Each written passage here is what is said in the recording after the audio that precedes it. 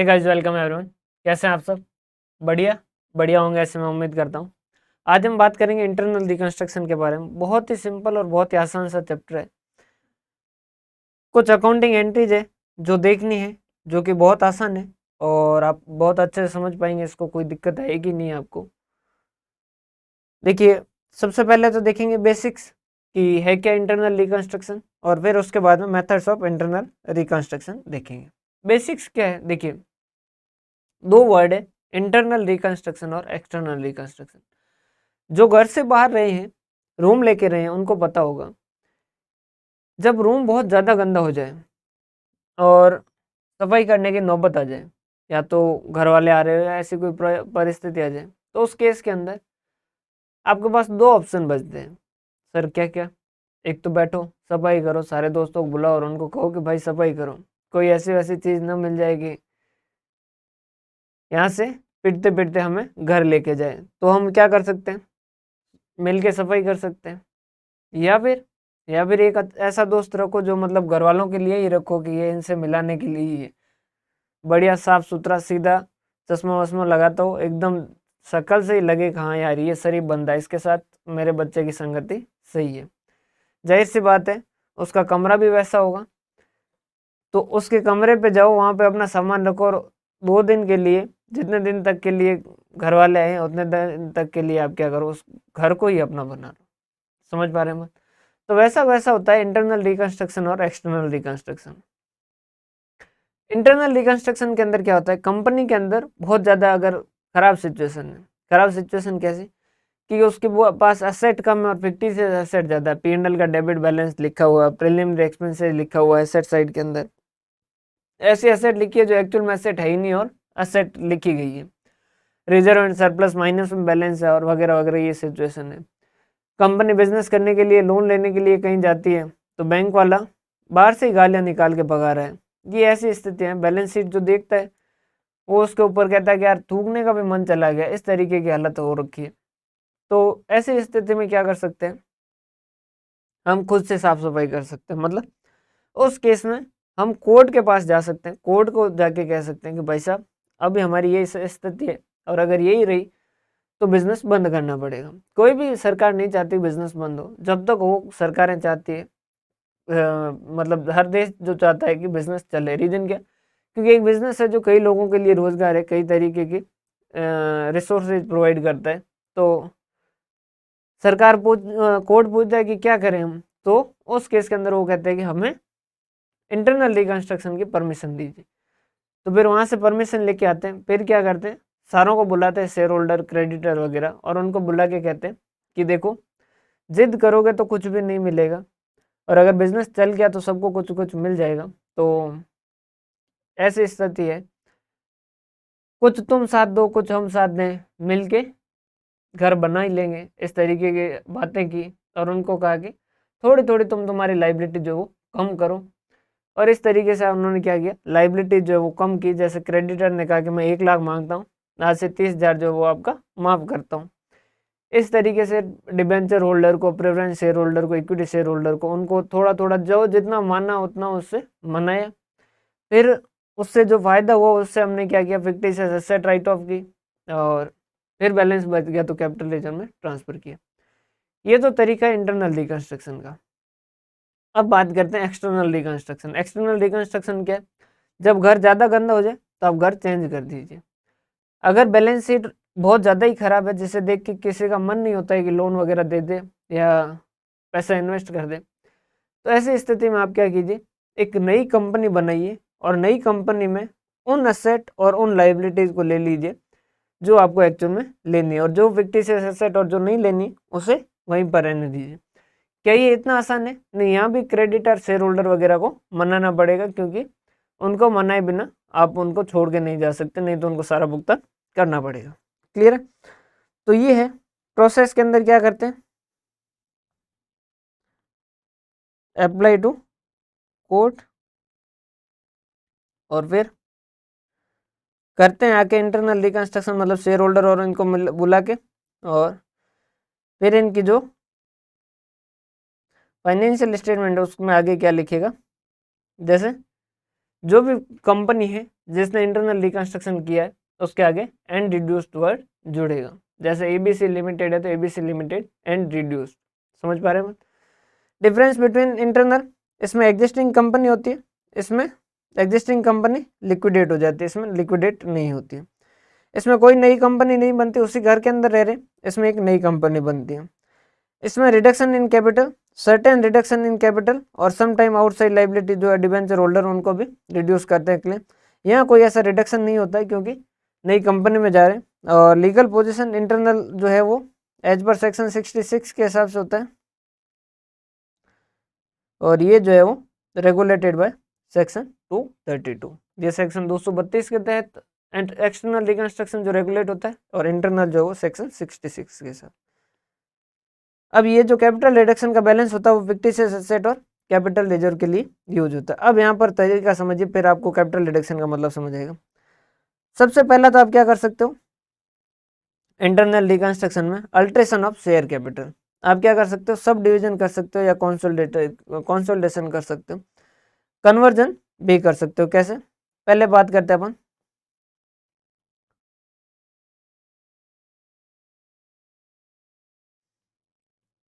Consolidation of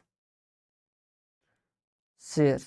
जैसे अभी company के पास क्या है, 10,000 शेयर्स ऑफ 10 ईच है। अब हमने कहा कि हे शेयर होल्डर, आप एक काम करो, आप अपने 10 शेयर जो 10-10 वाले, हम आपको एक शेयर देंगे 100 वाले। उन्होंने कहा ऐसा क्यों करें, हमने कहा कंसोलिडेशन कर रहे हैं इंटरनल रिकंस्ट्रक्शन। क्या आगे वाले कोई तकलीफ होगी क्या, नहीं, कोई तकलीफ नहीं होगी।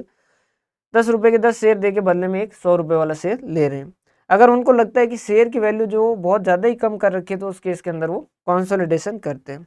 तो इसको अगर जैसे वो कर रहे हैं कि 1000 शेयर्स ऑफ 100 ईच, तो उस केस में क्या होगा, ये 10,000 ऑफ 10 ईच ये हटाना है, तो आप क्या करोगे, equity share capital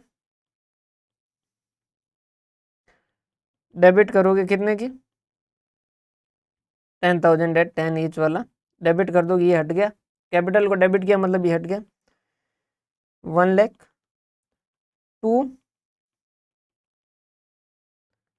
equity share capital 1000 at 100 each, ये वाला नया लेके आ गया। क्लियर है? ये तो हो गया कंसोलिडेशन, बहुत आसान सी बात है, पुरानी जा रही और नहीं आ रही। इसके अंदर नरेशन जो वो लिखा जाता है इस वजह से, अगर जहाँ सब्जेक्टिव एग्जाम होता है वहाँ पर नरेशन बहुत जरूरी हो जाता है, नहीं तो मार्क्स काट लिए जाते हैं। रीजन क्या, क्योंकि नरेशन के बिना समझ भी नहीं आता कि ये कंसोलिडेशन या सब डिवीजन क्या हो रहा है। अब यहीं पर अगर आपको आगे जाके मजा नहीं आया, आपने कहा कि नहीं यार ये मजा नहीं आ रहा है, हम अब वापस क्या करना चाहते हैं, सब डिवीजन करना चाहते हैं। सर सब डिवीजन का मतलब जस्ट इसका ऑपोजिट, सब डिवीजन करना चाहते हैं। तो उस केस के अंदर क्या हो जाएगा, जैसे अभी ये 1000 ऑफ 100 ईच है, इसको आप क्या करना चाहते हो, 10,000 ऑफ 10 ईच। तो ये 1000 ऑफ 100 ईच वाला इक्विटी शेयर कैपिटल जो वो डेबिट कर दोगे,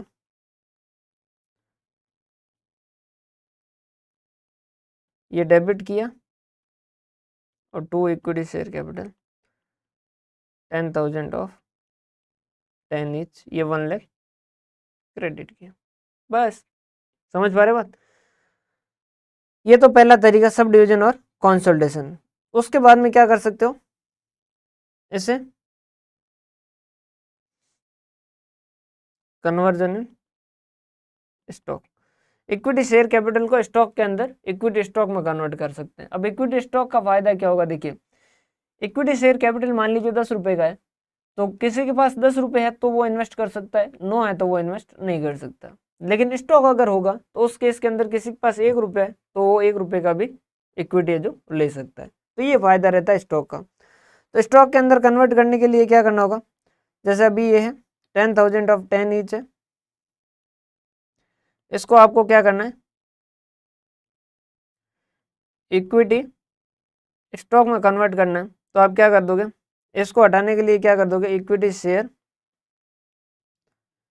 capital, equity share capital debit sorry credit balance होता है, डेबिट करके हटा दिया, 10,000 ऑफ 10 ईच ही हटा दिया, कितने का, 1 लाख का। और इसकी जगह क्या लिखा हो, टू इक्विटी स्टॉक, बस। और इक्विटी स्टॉक से इक्विटी शेयर कैपिटल में जस्ट इसकी रिवर्स एंट्री। ठीक है सर, कोई दिक्कत वाली बात नहीं। उसके बाद में आता है variation in share holders right.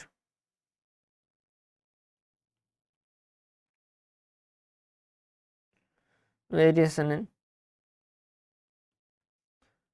Share holders right. Sir ये क्या होता है, देखिए मान लीजिए अभी आपके पास 10% प्रेफरेंस शेयर कैपिटल है 1 लाख की। आपने प्रेफरेंस शेयर होल्डर को बुलाया और उनको कहा कि हे महानुभाव, हमें आपका जो ये 8% की जगह, अब अलग अलग तरीके से कर सकते हैं ना। हमने कहा हम 8% की जगह आपको क्या करें, सॉरी 10% की जगह हम 8% वाले प्रेफरेंस शेयर देंगे। उन्होंने कहा दे दो। अगर वो मान गए तो उस केस के अंदर 10% प्रेफरेंस शेयर कैपिटल हटानी, तो हम क्या कर देंगे, इसको हटा देंगे प्रेफरेंस शेयर कैपिटल 1 लाख, और इनको क्या दे देंगे, 8% प्रेफरेंस शेयर कैपिटल। एक तो ये इस तरीके से कर सकते हैं। दूसरा हमने क्या कहा, यही सिचुएशन थी,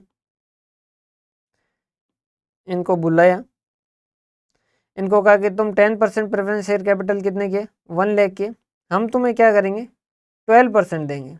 हम तुम्हें कितना देंगे, 12% देंगे, लेकिन देंगे कितने का, 80,000 का देंगे। और वो मान लो मान जाते हैं, तो उस केस के अंदर क्या होगा, पुराने 10% प्रेफरेंस शेयर कैपिटल जो वो कम हो जाएंगे, कितने के, ये 1 लाख वाले गए, इसके बदले में 12% प्रेफरेंस शेयर कैपिटल आ गए, कितने की, 80,000 की। अब देखिएगा, इंटरनल रिकंस्ट्रक्शन का जिस दिन प्रोसेस शुरू होगा, उस दिन से लेके इंटरनल रिकंस्ट्रक्शन का प्रोसेस जिस दिन तक खत्म होगा, उस दिन तक जो भी फायदा, जो भी नुकसान, जो भी इनकम, जो भी एक्सपेंस, जो भी होगा, वो एक ही अकाउंट में जाएगा, जिसे हम कहते हैं कैपिटल रिडक्शन अकाउंट। बाकी का बैलेंस जो किस में चला जाएगा, टू कैपिटल रिडक्शन अकाउंट 20,000। समझ पा रहे बात। जिस दिन कोर्ट से अप्रूवल लेके आए, उसके बाद से जब तक इंटरनल रिकंस्ट्रक्शन का प्रोसेस कंप्लीट नहीं हो जाता, तब तक कोई चाहे प्रॉफिट हो, चाहे कोई लॉस हो, चाहे कोई इनकम हो, चाहे कोई एक्सपेंस हो, वो सारे सारे किस में जाएंगे, कैपिटल रिडक्शन में जाएंगे। क्लियर है। ये हो गया variation of share holders right. इसके बाद में रिडक्शन इन शेयर कैपिटल।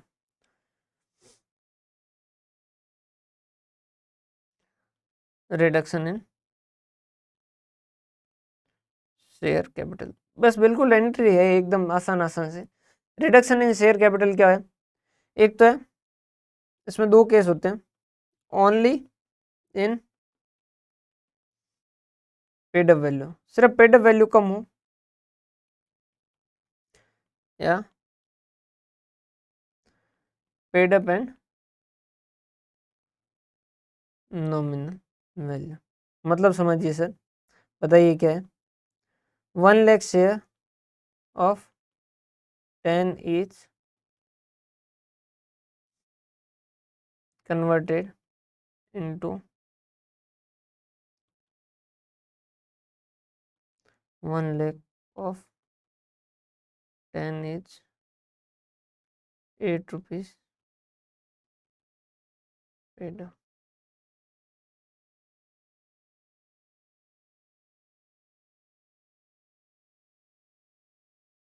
यहाँ पर क्या कर रहे हैं, 1 लाख शेयर थे इनके 10 रुपए वाले, जो कि फुल्ली पेड थे। अब वो कह रहे हैं उसी 1 लाख शेयर को वो क्या करना चाहते हैं, 10 रुपए वाला शेयर जो है वो उसे 8 रुपीज पेड अप वैल्यू में लाना चाहते हैं। सर इसमें क्या हुआ, देखिए इस केस के अंदर क्या होगा,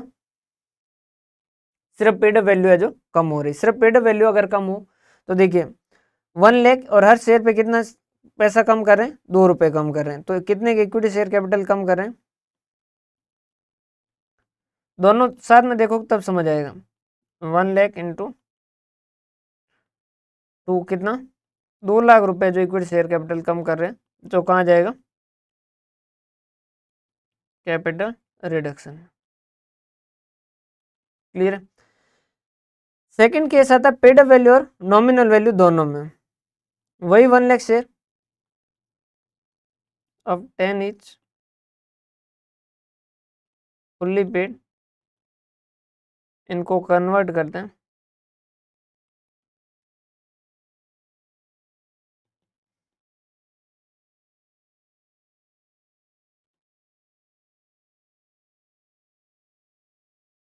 फुल्ली पेड। सर दोनों में फर्क क्या है? देखो वहां पर क्या कर रहे थे, 1 लाख शेयर थे, 10 रुपए वाले थे, जो बाद में भी 10 रुपए वाले ही, फेस वैल्यू उनकी पहले भी 10 थी, फेस वैल्यू उनकी बाद में भी 10 है। वो 10 रुपए फुल्ली पेड थे, उनको 8 रुपए की पेड वैल्यू कर दी, मतलब पेड वैल्यू सिर्फ कम की। दूसरे वाले में क्या किया, उन्होंने फेस वैल्यू ही कम कर दी, मतलब पहले वो 10 रुपीज फुल्ली पेड अप थे, अब वो 8 रुपीज फुल्ली पेड अप है। जब कंपनी के शेयर की फेस वैल्यू चेंज होती है, तब क्या किया जाता है, पुराने वाले जो शेयर है वो सारे खत्म किए जाते हैं और नई जो फेस वैल्यू है उसके हिसाब से इश्यू किए जाते हैं। सर क्यों? क्योंकि फेस वैल्यू का मतलब क्या है, ये शेयर के फेस पे लिखे हैं। अगर शेयर के फेस पे 10 रुपए लिखा है, अब उसको 8 रुपए करना है तो काट के नहीं कर सकते, पुराने वाले खत्म करेंगे और नए शेयर जो वो इश्यू होंगे। सर तो इस केस में क्या होगा, तो इस केस में आपको पहले पूरे शेयर जो खत्म करने होंगे। सर कैसे? इक्विटी शेयर कैपिटल पुराने कितने, 1 लाख मल्टीप्लाई बाय 10, ये 10 लाख वाले हटाए,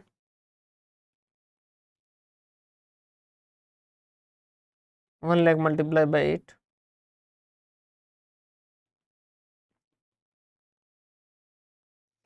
to capital reduction. Ultimately capital reduction वहां भी 2 लाख का था, यहाँ भी 2 लाख का, लेकिन दोनों का तरीका अलग है।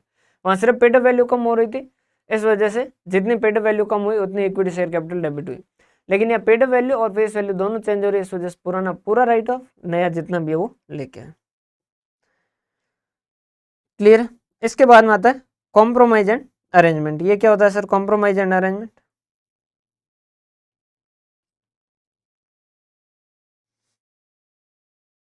अब यहाँ पर क्या किया जाता है, क्रेडिटर वगैरह, डिबेंचर होल्डर वगैरह जो भी है, डिबेंचर होल्डर भी एक एज गुड एज लोन है ना, लाइबिलिटी, उसको ज्यादा तवज्जो मत दिया कीजिए।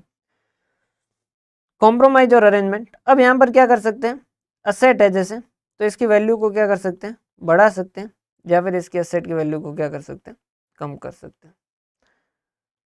वैसे तो कॉम्प्रोमाइज और अरेंजमेंट जो वो लाइबिलिटी के लिए वर्ड यूज होता है, लेकिन अपन दोनों साथ में समझने के लिए लाइबिलिटी को कम भी किया जा सकता है। सर कैसे? जैसे असेट आपकी लिख रखी है, बिल्डिंग जो वो कितने की लिख रखी है, 5 लाख की है, और फर्नीचर जो वो 3 लाख का है। मान लीजिए आप बिल्डिंग को 5 लाख से 7 लाख करना चाहते हैं, तो असेट का बैलेंस कैसा होता है, डेबिट होता है। बढ़ाने के लिए क्या करना होगा, डेबिट करना होगा। तो उस केस के अंदर जो भी बिल्डिंग है या जो भी है, तो उस असेट अकाउंट को क्या करेंगे, डेबिट करेंगे, और टू किसके जरिए करेंगे, कैपिटल रिडक्शन। क्लियर? एसेट को कम करना है, तो कम करने के लिए क्या करेंगे, क्रेडिट करेंगे टू असेट, और किसके जरिए करेंगे, कैपिटल रिडक्शन। क्लियर? लाइबिलिटी को बढ़ाना है तो क्या करना होगा, लाइबिलिटी को क्रेडिट करना होगा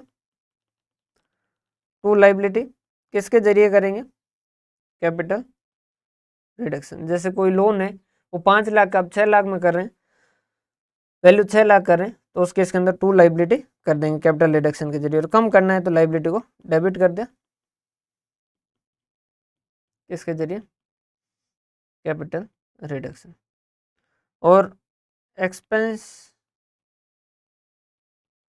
और लॉस ड्यूरिंग कैपिटल रिडक्शन, अगर कोई भी एक्सपेंस और लॉस होगा तो उस केस के अंदर क्या होगा, सिर्फ एक ही एंट्री होगी, जब उसको पेमेंट करोगे तो क्या करोगे, capital reduction account debit to cash. जैसे आपने ये सारा जो इंटरनल रिकंस्ट्रक्शन कर रहे थे उसमें 5,000 का खर्चा आ गया, तो आप क्या करोगे, capital reduction account debit to cash, मतलब एक्सपेंस और लॉस का नाम नहीं आएगा, नाम नहीं। वैसे वैसे कोई अगर इनकम और गेन होगी तो उनका भी कोई नाम नहीं लिया जाएगा,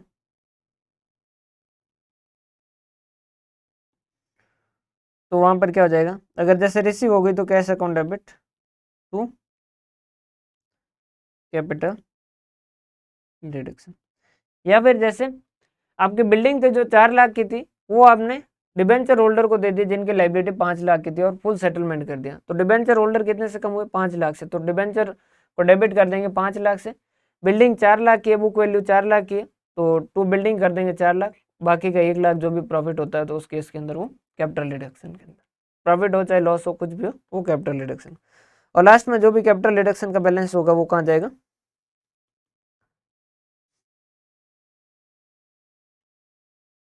कैपिटल रिजर्व। एक इसके अलावा और कॉन्सेप्ट आता है जो किसका है? शेयर सरेंडर का। शेयर सरेंडर क्या है वो भी मैं बता देता हूँ।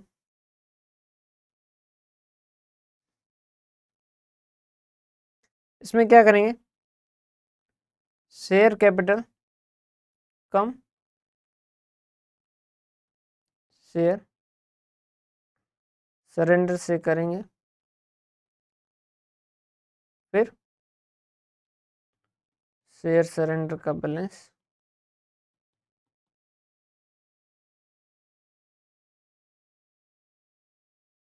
कैपिटल रिडक्शन में